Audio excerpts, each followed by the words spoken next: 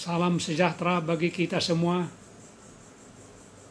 Puji Tuhan karena kita bisa berjumpa kembali untuk melanjutkan kebaktian kebangunan rohani hidup yang terbaik.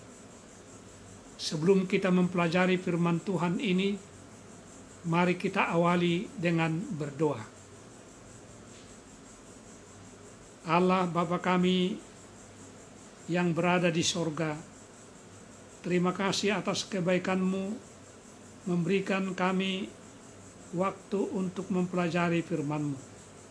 Kiranya Tuhan boleh beserta kami dan memberikan hikmat kepada kami agar kami dapat mengerti firman-Mu. Ampunilah dosa-dosa kami. Di dalam nama Tuhan Yesus kami berdoa. Amin. Saudara-saudaraku yang kekasih, judul pembahasan kita pada saat ini adalah apakah orang mati itu mengganggu orang-orang yang hidup? Sebelumnya kita akan bahas apakah manusia itu. Saudara-saudaraku, sebelum kita memperbincangkan apakah orang mati itu mengganggu, marilah kita terlebih dahulu menyelidiki sedikit tentang apakah manusia itu. Dari apakah manusia itu dijadikan atau dibuat? Bagaimanakah Allah telah menciptakannya? Kita boleh baca di dalam Kejadian pasal 2 ayat 7. Dikatakan di dalam firman Tuhan, ketika itulah Tuhan Allah membentuk manusia itu dari debu tanah dan menghembuskan nafas hidup ke dalam hidungnya. Demikianlah manusia itu menjadi makhluk yang hidup. Saudara-saudaraku yang kekasih, Alkitab jelas mengatakan bahwa manusia itu dibuat dari debu tanah. Dalam hal ini ilmu pengetahuan menyetujuinya juga, oleh karena penyelidikan telah membuktikan bahwa dalam tubuh seorang manusia yang mempunyai berat badan 65 kg ternyata mengandung bahan-bahan yang terdapat di dalam tanah atau di dalam bumi. Hal ini membuktikan bahwa kita benar-benar berasal dari tanah, karena dalam tubuh kita terdapat bahan-bahan yang terdapat di dalam tanah juga, antara lain yaitu lemak atau fat yang cukup untuk membuat 7 batang sabun. Kemudian ada karbon yang cukup membuat 9.000 batang pensil. Fosforus yang bisa cukup untuk membuat 2.000 kepala korek api. Terdapat sebanyak 1 bungkus garam. Kemudian terdapat juga zat besi yang cukup membuat 1 batang paku yang berukuran sedang. Kemudian saudara-saudaraku, terdapat juga kapur yang cukup untuk mencat sebuah kandang ayam dan belerang untuk membersihkan kutu dari seekor anjing. Juga terdapat air di dalam tubuh manusia, air sebanyak 40 liter. Lalu disebutkan di dalam ayat ini, saudara-saudaraku, dihembuskannya nafas hidup ke lubang hidungnya. Disinilah kita mengetahui bahwa Allah memiliki kuasa untuk menghidupkan, bahwa Allah memiliki kuasa memberi kehidupan. Bila kita membuat rumusnya, bagaimana Allah menciptakan manusia adalah sebagai berikut. DT tambah NH sama dengan MH, yaitu debu tanah ditambah nafas hidup sama dengan makhluk hidup. Jadi, saudaraku, kita tidak perlu masuk ke perguruan tinggi atau universitas teologi untuk mengetahui bagaimana rumusnya Allah menjadikan manusia. Berbeda dengan patung yang dibuat oleh ahli pahat seperti misalnya Michelangelo. Patung buatannya itu, saudaraku, tidak bisa bernapas. Saudaraku, apakah yang terjadi kalau udara atau O2 yang ada di udara ini ditarik oleh Allah?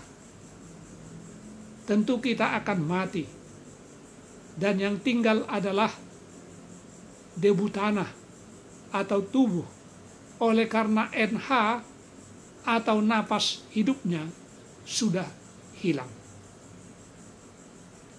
Saudaraku, bagaimana keadaannya bila mana seseorang mati? Mari kita kembali ke Taman Eden, saudara, yakni kepada kisah Adam dan Hawa yang digoda oleh ular yang telah digunakan oleh iblis. Hawa menjawab pada waktu itu, Allah katakan kepada kami, kalau kami makan buah larangan itu, maka kami akan mati. Saudaraku, Hawa menghilangkan kata pasti akan mati.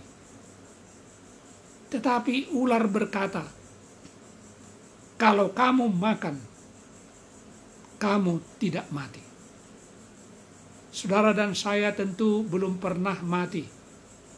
Sebab itu kita akan mempelajari mengenai keadaan orang mati dan apakah orang mati itu bisa mengganggu hanyalah dari Alkitab. Saudara-saudaraku, Rasul Paulus menyatakan di dalam 1 Timotius pasal 6 ayat 16, Dialah satu-satunya yang tidak takluk kepada maut, bersemayam dalam terang yang tak terhampiri. Seorang pun tak pernah melihat dia dan memang manusia tidak dapat melihat dia. Baginya lah hormat dan kuasa yang kekal. Amin. Saudaraku, hanya Allah yang tidak dapat mati. Dikatakan di sini dialah satu-satunya yang mempunyai zat yang tiada mati, yang tidak takluk kepada maut. Kita boleh baca di dalam firman Tuhan, di dalam Ayub pasal 14 ayat 14. Kalau manusia mati, dapatkah ia hidup lagi? Maka aku akan menaruh harap selama hari-hari pergumulanku, sampai tiba giliranku. Saudaraku, ayat ini menandaskan bahwa bila manusia mati akan hidup kembali. Tetapi kapan, saudaraku? Ayub mengatakan menunggu harinya.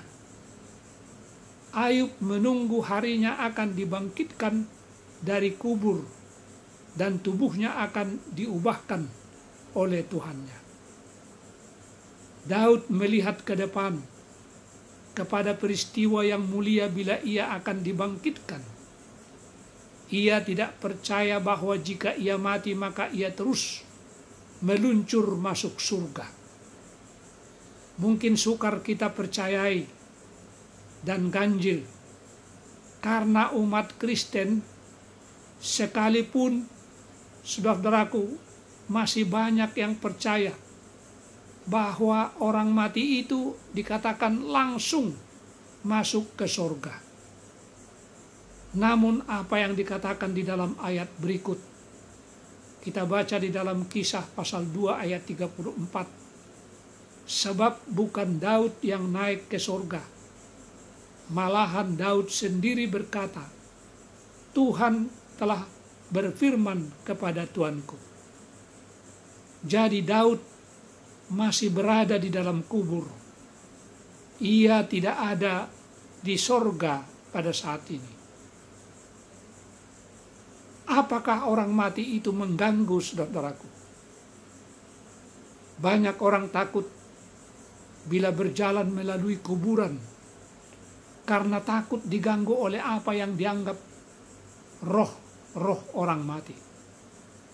Sementara yang lain takut apabila mendirikan rumahnya di atas bekas tanah pekuburan atau bila menyewa rumah yang berdiri di atas bekas makam.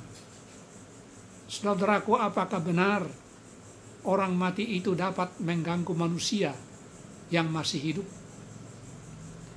Mari kita baca di dalam firman Tuhan, Pengkhotbah pasal 9 ayat 5 dan 6 dikatakan demikian. Karena orang-orang yang hidup tahu bahwa mereka akan mati, tetapi orang yang mati tak tahu apa-apa. Tak ada upah lagi bagi mereka, bahkan kenangan kepada mereka sudah lenyap. Baik kasih mereka maupun kebencian dan kecemburuan mereka sudah lama hilang, dan untuk selama-lamanya tak ada lagi bahagian mereka dalam segala sesuatu yang terjadi di bawah matahari. Saudaraku, di sini dikatakan bahwa orang mati itu tidak tahu apa-apa. Kasihnya, bencinya, cemburunya sudah hilang. Mungkin Anda bertanya, kemanakah orang hidup itu pergi apabila sudah mati? Jawabnya adalah tidak lain, hanya ke dalam kubur. Kalau demikian, apakah yang perlu kita takuti pada orang mati? Jawabnya ialah tidak ada, saudaraku. Tetapi mengapa kita pada umumnya merasa takut? Saudaraku, kebiasaan orang kafir kalau mengantar jenazah, mereka bawa dulu peti jenazah itu berjalan berkeliling-keliling. Katanya supaya orang mati itu sesat dan tidak tahu jalan pulang. Bahkan di sepanjang jalan ditaburi dengan duri, supaya apabila dia pulang, katanya, kakinya akan tertusuk oleh duri dan tidak jadi kembali pulang ke rumahnya. Jadi, saudara-saudaraku, masih banyak juga orang Kristen yang percaya bahwa ada apa-apanya orang-orang mati itu. Padahal di dalam Pengkhotbah 9 ayat 6 dikatakan bahwa bencinya dan kasihnya pun sudah hilang. Bila mana raja zaman dahulu meninggal dunia, maka biasanya orang membuat kereta-kereta yang terbuat dari kertas. Istrinya dibuat dari kertas dan lain-lain. Nanti katanya supaya ada yang melayani mereka di seberang kubur sana.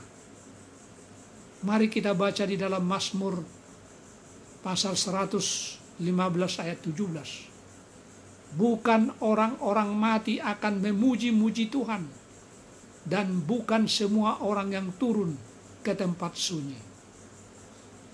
Saudaraku, ayat ini mengatakan bahwa orang mati tidak memuji Tuhan. Jadi, kalau kita mau menghormati ibu kita atau orang tua kita, berikanlah kembang, berikanlah bunga penghargaan pada waktu mereka masih hidup. Jangan sesudah mereka meninggal dunia. Jadi, kalau demikian, apakah benar manusia itu kalau mati sama dengan binatang? Mari kita baca Pengkhotbah pasal 3 ayat 18 sampai dengan ayat 20. Firman Tuhan demikian. Tentang anak-anak manusia aku berkata dalam hati, Allah hendak menguji mereka dan memperlihatkan kepada mereka bahwa mereka hanyalah binatang. Karena nasib manusia adalah sama dengan nasib binatang. Nasib yang sama menimpa mereka, sebagaimana yang satu mati, demikian juga yang lain. Kedua-duanya mempunyai nafas yang sama, dan manusia tak mempunyai kelebihan atas binatang, karena segala sesuatu adalah sia-sia. Kedua-duanya menuju satu tempat. Kedua-duanya terjadi dari debu, dan kedua-duanya kembali kepada debu. Saudaraku, oksigen yang sama untuk saya, juga untuk kucing saya. Jadi mengapa bulu roma kita berdiri jika kita berjalan melalui kuburan, khususnya di malam hari? Bapa kejahatan itulah yang menipu kita dan yang telah mengacaukan pikiran manusia. Supaya apa? Supaya manusia tidak percaya akan adanya kebangkitan orang saleh pada waktu kedatangan Yesus yang kedua kali. Dan yang kedua, saudaraku, supaya manusia berhubungan dengan orang-orang yang sudah mati untuk mendapatkan petunjuk bagi hidup dan keselamatan. Saudaraku, apakah pentingnya kedatangan Yesus itu? Mungkin saudara bertanya, bolehkah orang menangis tanpa batas bila mana ada kematian dalam keluarganya atau kenalannya? Rasul Paulus berkata di dalam 1 Tesalonika pasal 4 ayat 13, ayat 15 sampai dengan ayat 16. Firman Tuhan demikian. Selanjutnya kami tidak mau saudara-saudara, bahwa kamu tidak mengetahui tentang mereka yang meninggal, supaya kamu jangan berduka cita, seperti orang-orang lain yang tidak mempunyai pengharapan. Ini kami katakan kepadamu dengan firman Tuhan. Kita yang hidup, yang masih tinggal sampai kedatangan Tuhan, sekali-kali tidak akan mendahului mereka yang telah meninggal. Sebab pada waktu tanda diberi, yaitu pada waktu penghulu malaikat berseru dan sangkakala Allah berbunyi, maka Tuhan sendiri akan turun dari sorga, dan mereka yang mati dalam Kristus akan lebih dahulu bangkit. Saudaraku, di sini dikatakan adanya pengharapan akan kebangkitan. Ada pengharapan bagi kita untuk kebangkitan setelah kematian. Saudaraku, di kota Kansas di Amerika Serikat pernah ada seorang pada suatu kali dibawa ke meja hijau atau ke pengadilan oleh karena telah membunuh istri dan anaknya yang masih kecil. Pada waktu hakim menanyakan mengapa dia melakukan tindakan yang kejam itu terhadap keluarganya sendiri, sang suami menjawab, agar kami cepat masuk ke dalam kerajaan surga. Saudaraku, dia menganggap bahwa kematian itu adalah sebagai loncatan yang tercepat masuk surga.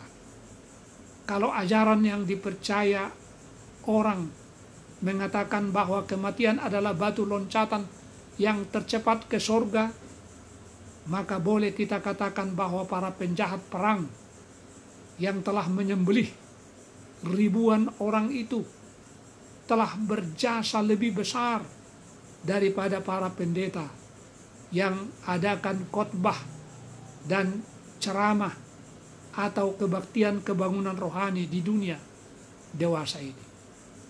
Saudaraku, orang-orang yang melakukan kejahatan, janganlah menyangka bahwa bila mana mereka mati, mereka tidak lagi diusik, mereka tidak lagi diganggu, tidak diganggu lagi nanti. Mereka nanti harus menghadap pengadilan Allah, saudaraku. Namun, orang-orang benar juga janganlah merasa bahwa kematian adalah nasib mereka yang terakhir, karena upah mereka di dalam surga akan diberikan pada saat mereka dibangkitkan nanti. Saudaraku, kita berterima kasih kepada Allah karena mengetahui bahwa kita tidak memasuki surga dengan cacat tubuh dan keadaan seperti yang ada pada waktu kita dimasukkan ke dalam kubur. Kita boleh baca di dalam 1 Yohanes pasal 3 ayat 2. Demikian firman Tuhan, saudaraku yang kekasih. Sekarang kita adalah anak-anak Allah, tetapi belum nyata apa keadaan kita kelak. Akan tetapi kita tahu bahwa apabila Kristus menyatakan dirinya, kita akan menjadi sama seperti Dia, sebab kita akan melihat Dia dalam keadaannya yang sebenarnya. Saudara dan saya tentu mengharapkan agar dibangkitkan pada saat kedatangan Yesus yang kedua kali untuk mendapat upah, yaitu hidup yang kekal. Apakah yang harus kita lakukan supaya hal itu tercapai?